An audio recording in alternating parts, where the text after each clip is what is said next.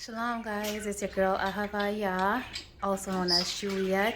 Today I'm coming to you with a quick video regarding my Chinese evergreen, my Silver Bay Aglaonema. I asked you guys a question in my plant tour, my recent plant tour, about my Aglaonema, which has flowered. Here it is, guys. So here's my Silver Bay Aglaonema Chinese evergreen, which has two blooms. And in my last video, or not my last video, but my plant tour video, I asked you guys if you think that I should cut them off, as I heard that it might impede with the growth of the plant as a whole.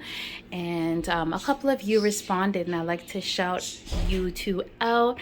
Thank you very much to Serenity Carlos 2 and to Linda Sommers as well. Thank you for your comments regarding what you think I should do regarding these flowers or these blooms. So Serenity Carlos 2 mentioned that this plant grows pretty quickly. It pushes out a lot of leaves very easily and consistently as well. And so having the blooms still on the plant or attached to the plant, of course, isn't going to cause too much of an issue. And I found this to be true because shortly after the second bloom popped out, this leaf here started to push out. So that confirms that that theory or that statement that the bloom shouldn't affect the growth of the plant in a whole or as a whole.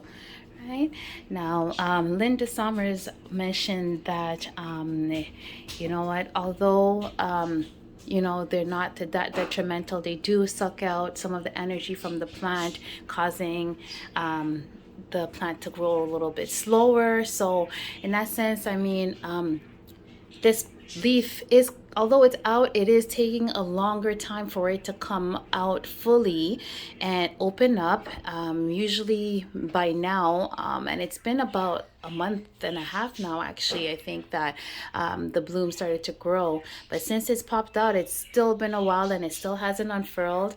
And so that confirms your statement as well to Linda Sommers. So because it's not showy, these blooms are not very showy.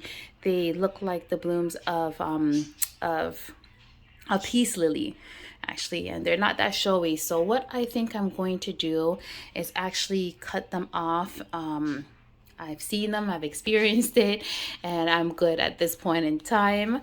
I want my leaves to push out and to grow out more. One thing I noticed, see this stuff, these beads on the bloom, they look like water droplets. I thought they were just perspiring after watering, but they are actually pretty sticky. It's like sap. If you could see here, there. Yeah, it's very sappy, it's sticky. And so I would just be careful with that. Wash your hands once you touch that, just so that it doesn't get on your skin and irritate you. And yeah, that's about that. But I will go ahead and I'll cut these blooms off, and we'll continue on with the growing of the leaves. But at least I had a chance to experience this the flowering or the blooming of this plant.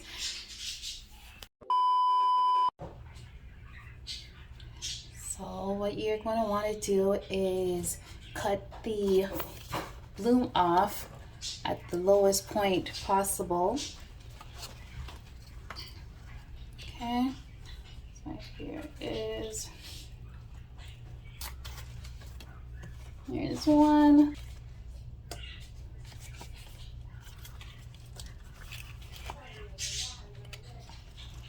And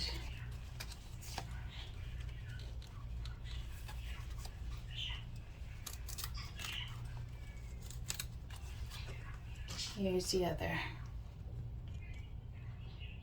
This is my other plant, the other plant that's in the pot as well. And this one, this is the last leaf that pushed out, and it's a little bit smaller than usual, but we are in the winter season. It's not getting as much sun as it would like. Not that it needs all that much amount of light, but I think with a little bit more light, once spring starts to come in and the sun's higher in the sky, I should be able to find a spot at the new place for it to get some sun, what it needs. But here it is, my Silver Bay Aglaonema. Thanks for watching, guys. I hope you have a good day, okay? Shalom.